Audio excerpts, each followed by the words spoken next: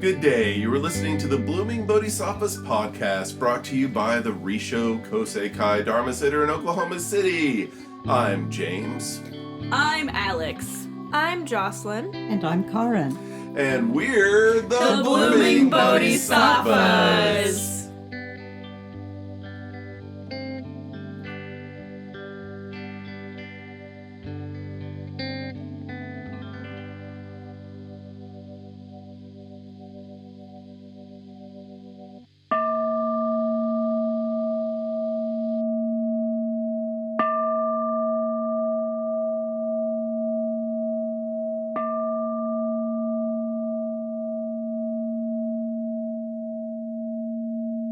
So for this very first episode, I guess what we should do is sort of figure out who we are, what we're about, and all of that good stuff. So, we call ourselves the Bloomin Bodhisattvas. Why are we blooming?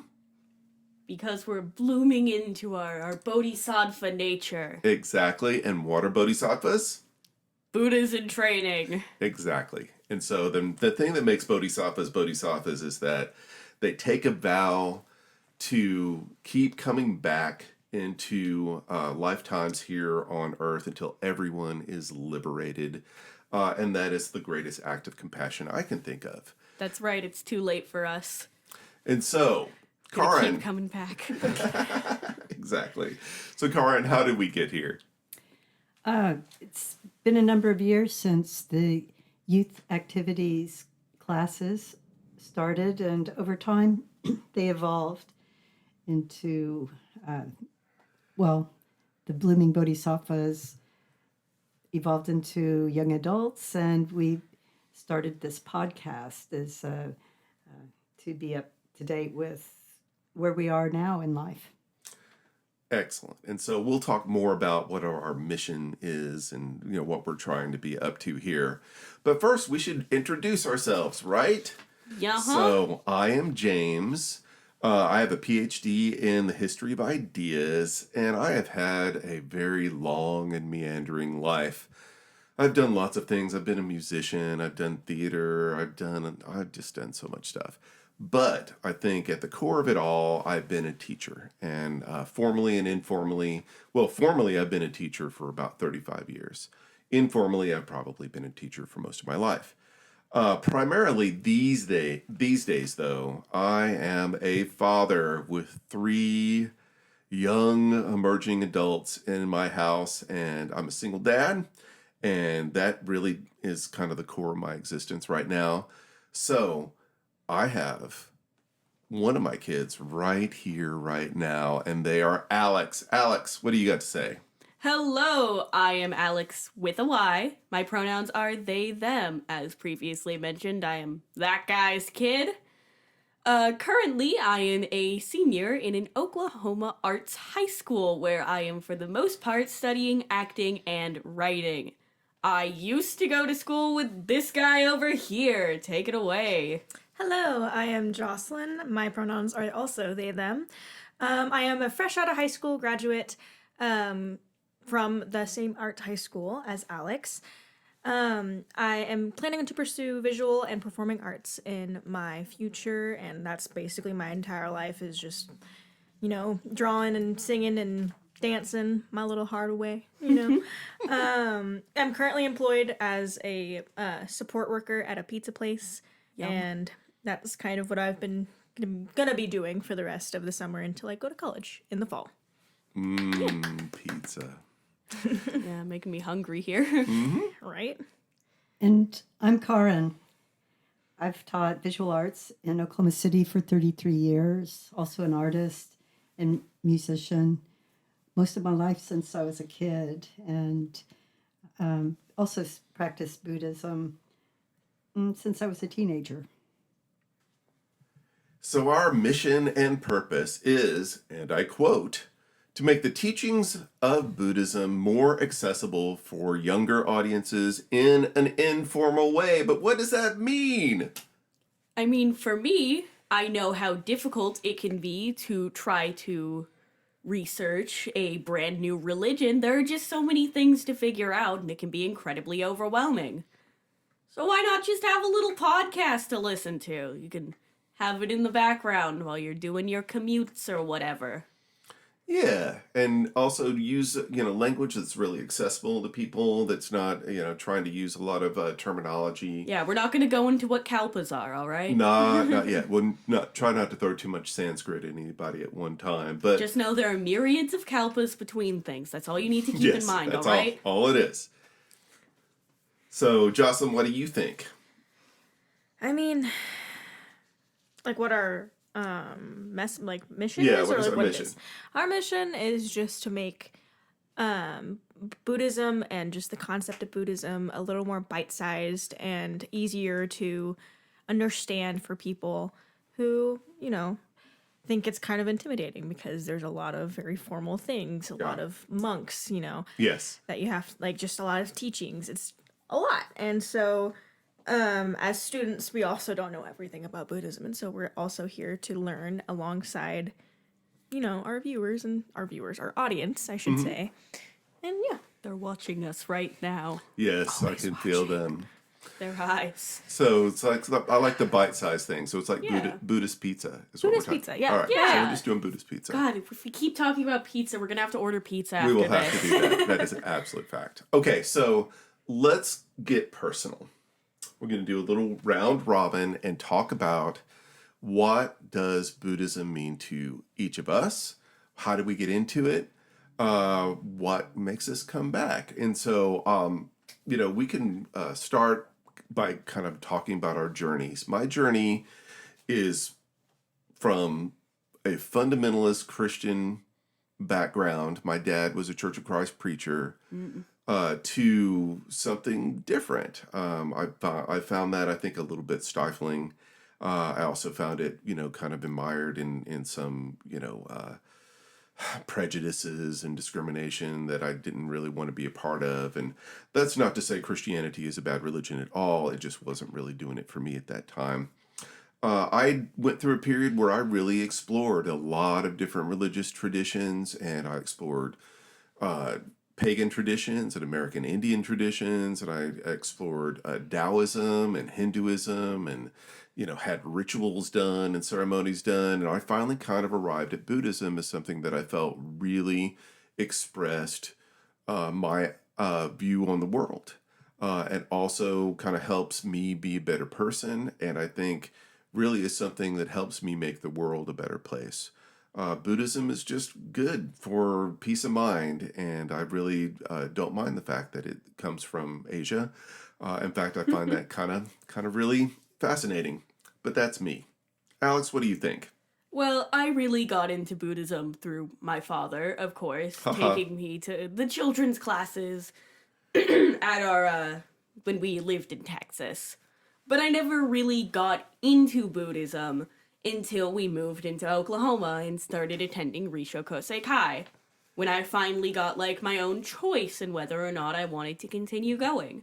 And what really kept me was the community, or the Sangha, right? Yes. Yeah. Buddhism has this way of just creating an incredible group of people who become a family to you, Yes.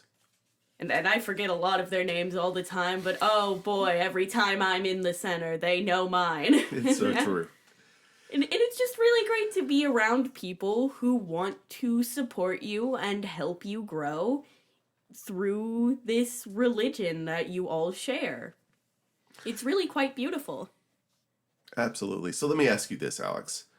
Most people your age did what I did, and that is completely reject the religious principles of their parents. So why aren't you rebelling against me is what I'm really asking here. You never gave me a reason to. Haha, that was my plan all along. The main reason why I stayed is because you never forced me to stay. I had my own options in staying. You made it very clear I could make my own decision on whether or not I wanted to continue Buddhism, and I chose to stay because, as I mentioned, I loved the people. I still do. And don't find any of the practices or traditions stifling, and I found meditation helps quite a bit. Yeah, for sure. And I think you've got something there where you say that it's just kind of not a really heavy-handed religion in a lot of No. ways. I mean, none of the practices made me feel bad, and it's been a very positive experience for me overall. Yeah, I think we've got something in common there. Yeah. Jocelyn, where are you coming from? So I've actually been going to the Rissho Kosei-kai Dharma Center since I was really, really little. Of course, I have no clue what I was getting into or what I was learning, of course, because I was a tiny child. But all I know and I remember is that I really liked the people. I felt very safe and loved, and I always had a lot of fun. And so I stayed and continued learning. I kind of came to Buddhism through my grandfather, who found Buddhism from also coming from a Christian background. He Roger. Roger. Love Roger. He originally came from, I think it was Methodist, and I would go to church with him, and then he was like, this isn't really something that I think I align with, and so he started coming to the Dharma Center and brought me along, and he always gave me the option to do so. He always asked, and so I always said yes, and that's kind of how I came upon the Dharma Center and Buddhism myself. But I stayed because it, again, just like Alyx said, like the community in Sangha is just such a loving and non-judgmental community, and I just felt like I could be myself there. And I also loved the teachings because it really aligned with my own morals and all that jazz. So and all that jazz. We should say that that our school did a production of Chicago last year. Oh, yes. Yes. And yeah, and I continued to, see how all of the teachings just aligned with who I was and what I believed in. And I think it really shaped me as a person. I became more kind and compassionate out of just being around people like that. And yeah, it's also helped me with a lot of like mental health issues that I've struggled with all my life. I have an anxiety and panic disorder, and meditation and learning about like what mindfulness is and how to apply it to situations in life really helped me kind of not overcome it, but help me manage it a lot better. Because of course I still have it, but I'm a lot more healthy than I was when I was a kid, a wee child. That's kind of my journey with it. Wonderful, thanks. Yep. Yeah. Get it, Queen. Go ahead, Karin. With me, it's like if enlightenment is in the encounter, then with each encounter that I was drawn to, I was even more drawn to Buddhism with each experience, whether that was learning how to meditate at age 19 or seeing the Tibetan monks construct and dismantle a sand mandala in real time, or the peaceful calm experienced while listening to a guided meditation. I thought to myself, yes, more of that. So that's why we came to Buddhism. Now, the real question is, why should anyone out there listening to us care? What is it about Buddhism that we feel is useful for other people? Whether you want to follow the religion or not, what is useful about Buddhism? What do you think? Well, for me, I feel like Buddhism just overall has some very good teachings about how to be a good person and also how to cope with the stress of being a human being.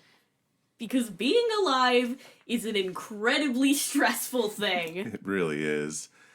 Especially in the modern world where, it seems like everything's accelerated. You've got all this technology and information, and you've got all this pressure. I mean, you guys are just getting out of high school, and so don't you feel an extraordinary weight on your shoulders to go and, do something productive with your life, like tomorrow? No. Good for you. Okay, that's just you, girly pop.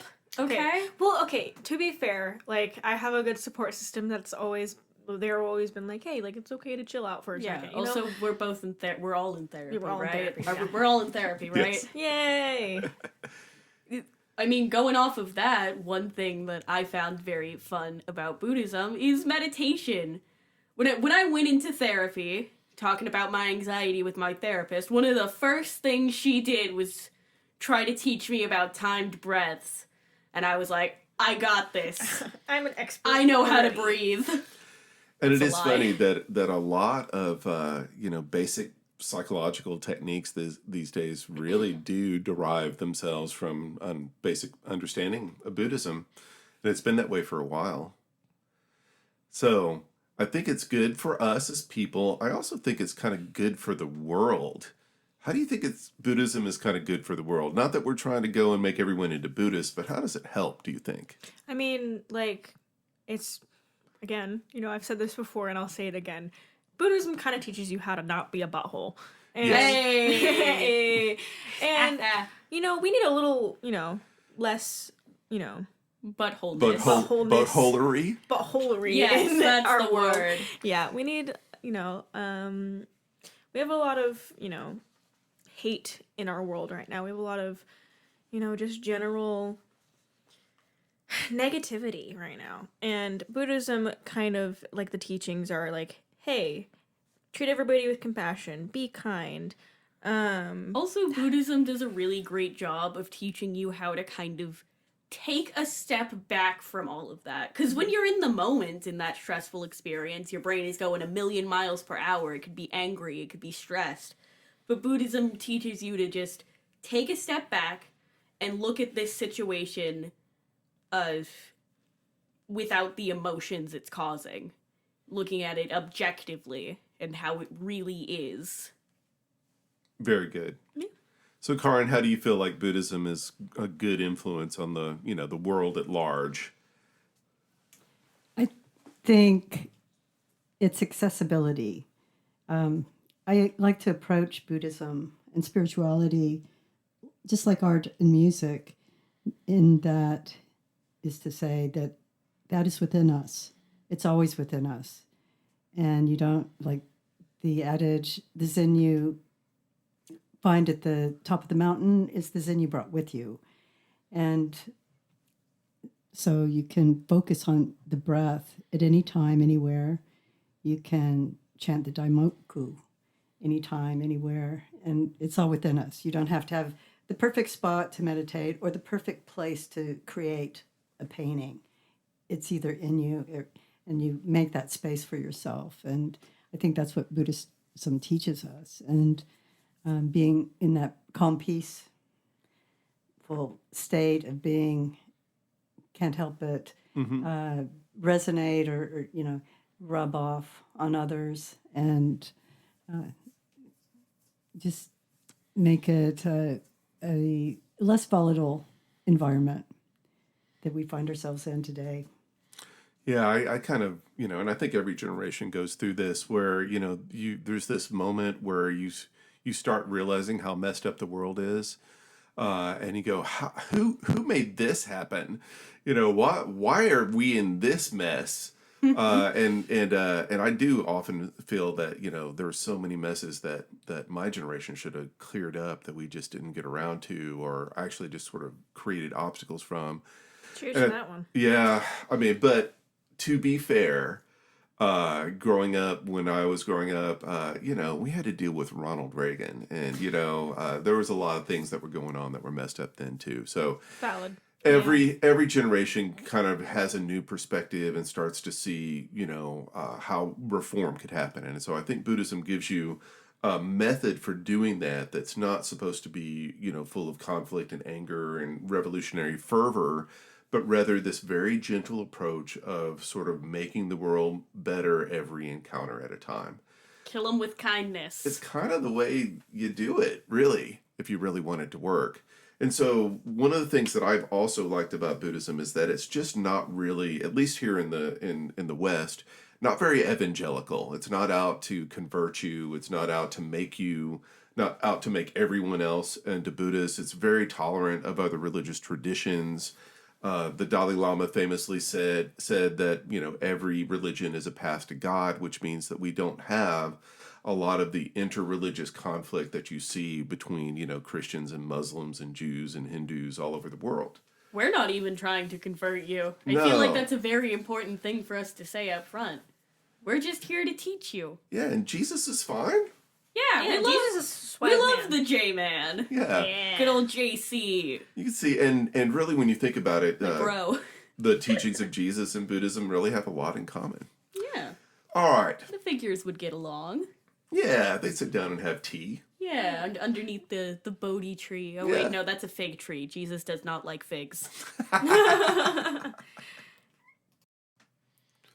So now, in case we have people that just don't know anything about Buddhism at all, thought we'd do just a little basic history lesson here. And so I'm not going to get into the origins of Buddhism, but I will talk about the life of Shakyamuni Buddha. Our boy, Buddha. So, back in the day, he was a prince. And when he was born, there was a prophecy about his birth that he would either grow up to be a great ruler or he would grow up to be a great saint. And so, of course, his father wanted him to follow in his own footsteps because that's what fathers normally do. Tell me about it. And so what they do is try to kind of push you into becoming a clone of themselves, because what else do you have children for? And so he said, well, I'm just going to block off that whole other avenue. And so I'm going to make sure that that it's not even Buddha at this point, Shakyamuni, is able to not see anything else of the world. And I'm going to just show him the palace and only the palace. So he just grows up in this palace where he's got everything. He's got food, he's got entertainment, he's got women, he's got wine, everything that you could ever want. And then sometime right in his early 20s, he gets bored, because that's what you do. And what do you want at this point? Entertainment. What you don't have. What you don't have. And so, of course, he's going to go, oh, you don't want me to be in the palace? Well, then I'll find a way to get out of the palace. And so Pro tip, parents, don't give your kids a Yes. reason to rebel. Exactly. So as long as you tell them that you have no expectations at all, they don't know what to do, and they'll actually turn out to be good people. So Case he in point, sneaks out. me. He sneaks out, and he has four encounters. He goes out and he sees someone who is really, really sick. He'd never seen a sick person before. He's like, wow, what is this? Then he goes out and he sees someone who's really old. He'd never seen an old person before. It's like, wow, this is weird. This is what happens to people. And then he sees somebody who's dead, and he'd never really been exposed to death before. And now he's freaking out.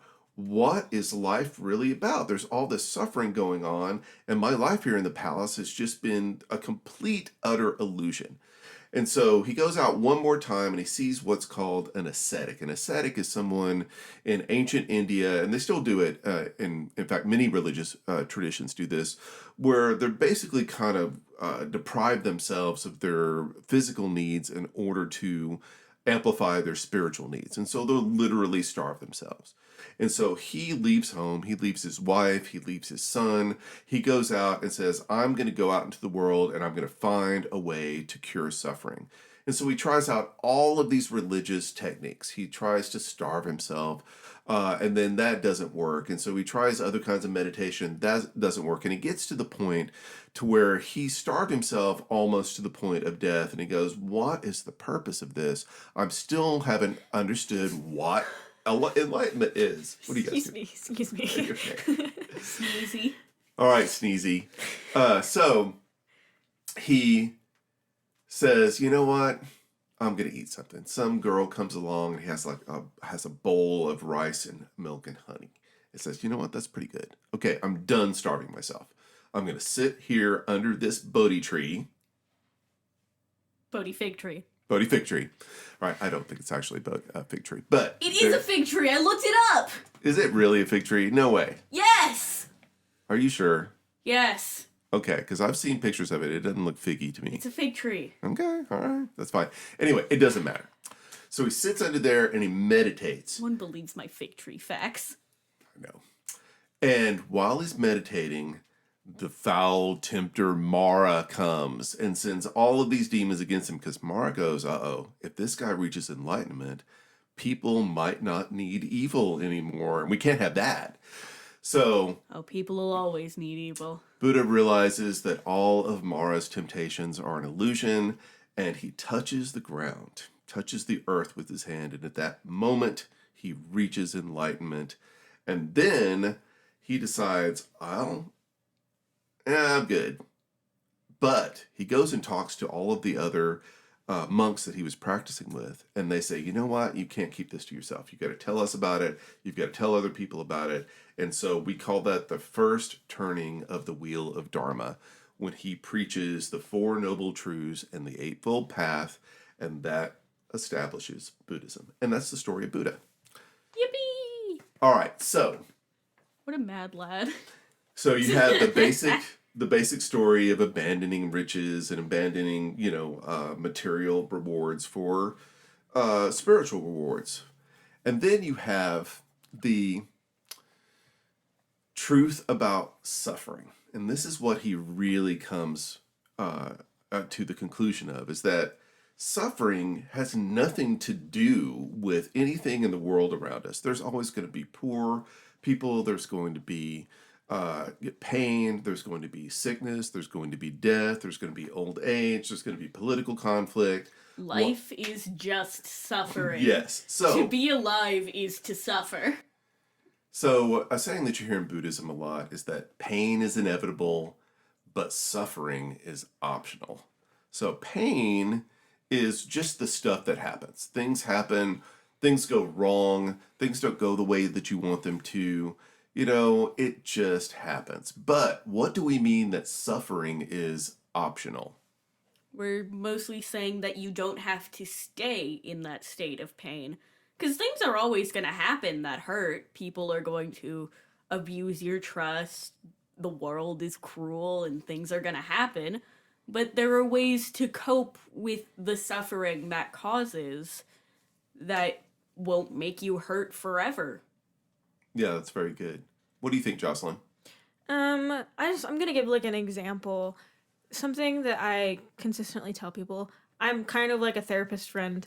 Therapy dog. So a lot of we all? people tend to come to me for things, and something that I notice a lot is they will worry about things that haven't happened yet, or are going through all this anguish and like just I don't know, something, a road bump in their life, and they will constantly just worry about things, constantly just I don't know, just make things worse for themselves. And that's not something that you have to do. There's better ways to go about things to make you suffer less and help be more productive than, set you back. Suffering is never productive. No.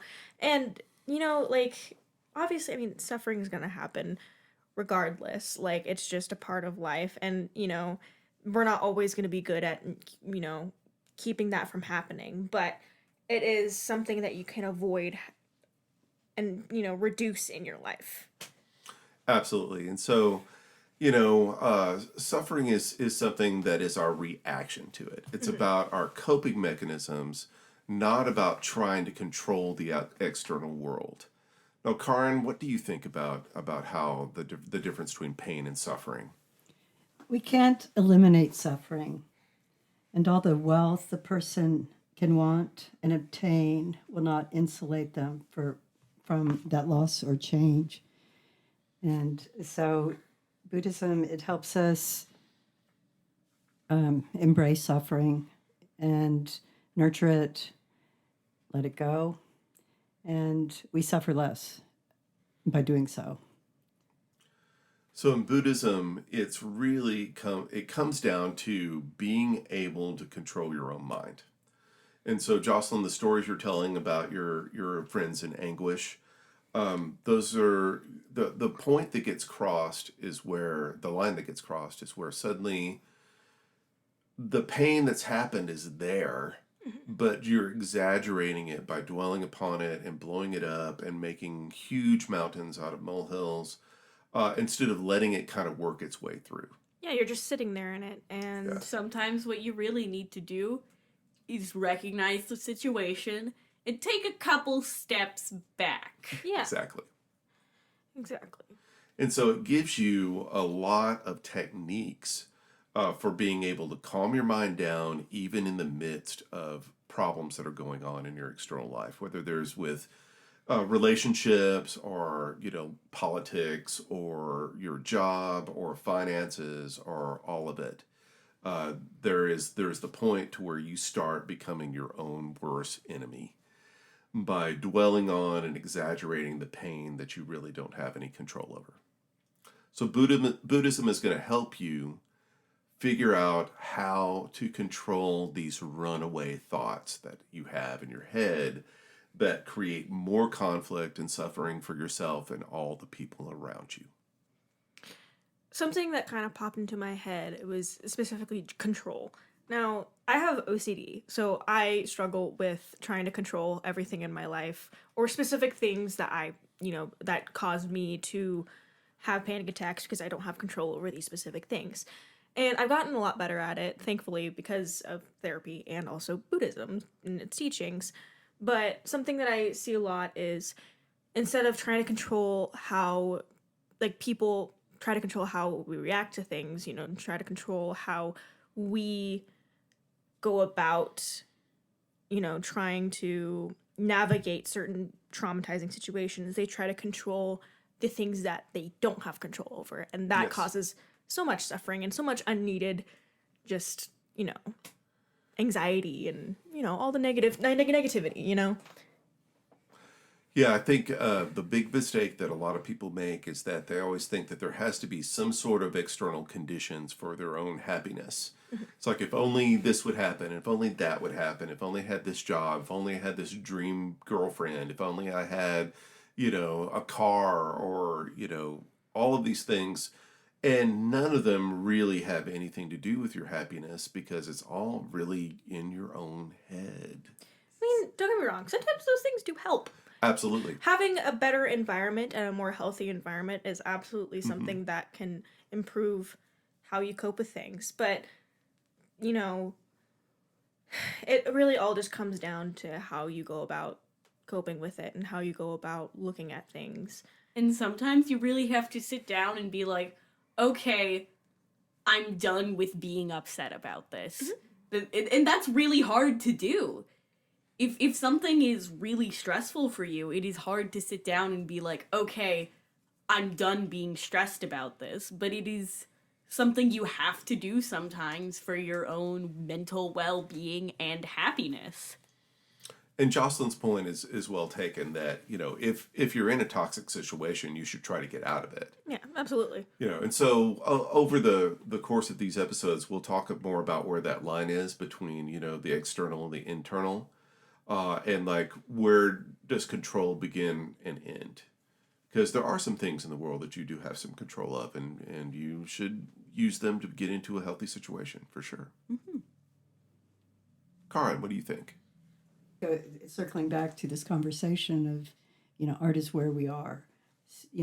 It's within us, and how we interpret it, and It's all about perspective. it is perspective and being relative.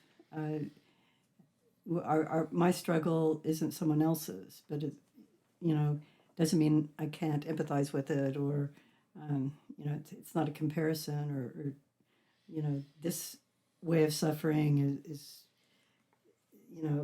going to be more detrimental, unless it's a life thing, terminal illness or something along those lines. But it is all relative, and I think, like Alyx said, stepping back a couple steps and kind of looking at things differently can also help us kind of reframe how we see our suffering and other suffering. Yeah, Well, that's fine. one thought that tends to help me sometimes is the reminder that, yes, I may be suffering, or everyone may be suffering, but at least we're suffering together.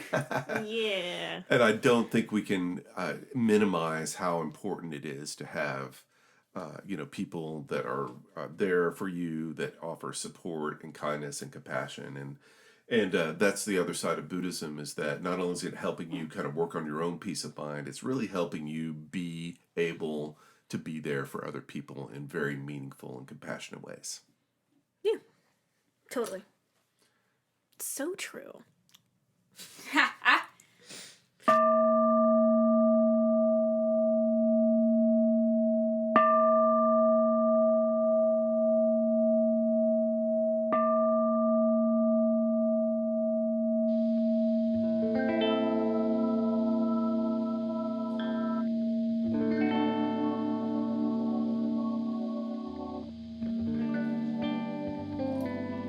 Thank you all for listening to the Bloomin Bodhisattvas podcast, brought to you by the Rissho Kosei-kai Dharma Center in Oklahoma City. And stay tuned for the next episode when we will talk about the 3 treasures. Until then, our fellow bodhisattvas, Keep on blooming!